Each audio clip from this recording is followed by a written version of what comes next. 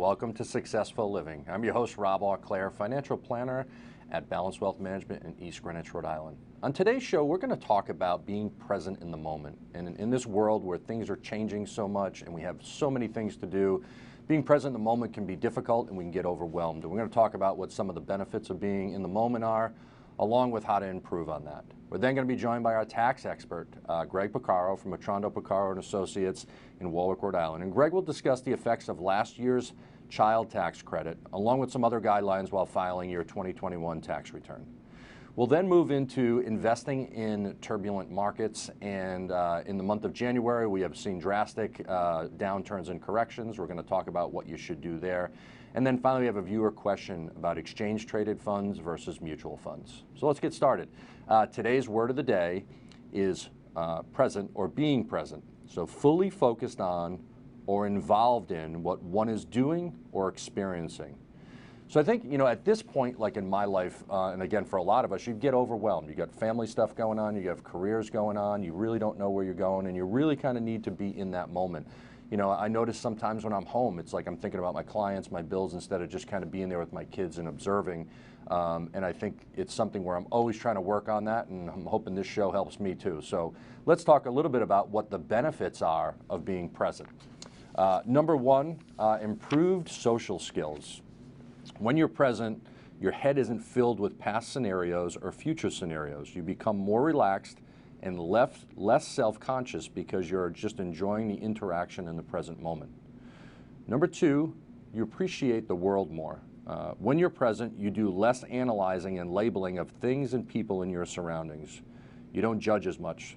The world becomes more interesting. As we become adults, we learn to live less and less in the world and more in the thoughts about the world. When you come back to the present moment, your jumble of thoughts about your life situation shrinks in significance, and the place where you are regains its uniqueness. Number three, being mindful, which I believe I did not put up on there, but being mindful, you become less attracted to passive entertainment. So by being mindful, it gives you a habit of, hey, this is where I am right now. You might not need TV, you might not need social media to fill in those gaps. And number four, big projects stop being scary. So you actually can't do a whole project, you need to break it into steps. And if you focus on each one of those steps, you'll do those right, and it will become less overwhelming.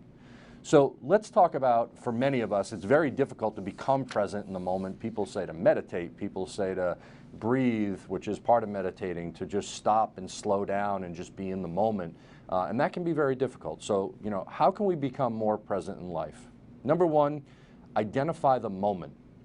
I was trying to think of a good example, and last night my son Andrew came to my wife and I, and he was just telling us about something for school. I was watching TV, my wife was on the phone, and normally be like, yeah, okay, and we really didn't pay attention, but I turned my attention to him, I shut the TV off, and as I was engaging with him, I really kind of saw the connection with someone that I talk to all the time and I love very much, but I gave him my full attention, and we had a conversation. He was laughing about it, he told me more about it, I asked him more questions, and it really was a beneficial moment.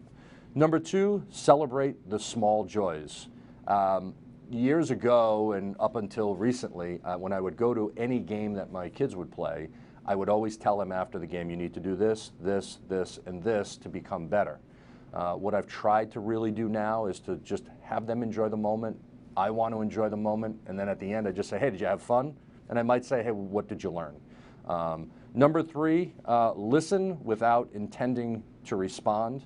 I think this is a big one. I really look up to people that ask questions. I always feel like I'm the question asker, and it's always nice when you can have a back and forth with somebody. But someone that just wants to talk about themselves and doesn't ask about you, it's important. So remember, ask questions and listen. Number four, feel your feelings. Sometimes, you get nervous about what's ahead. And for me, like even preparing for this TV show, I say, oh, I'm nervous. Am I going to mess up or this or that? I just kind of sat with the feelings, just say, it is what it is, and moved on. Lastly, here's a great quote. There's only one time that's important. It's now. It's the most important time because it's the only time that we have any power. When we return, we'll be joined by our tax expert, Greg Piccaro. Stay tuned.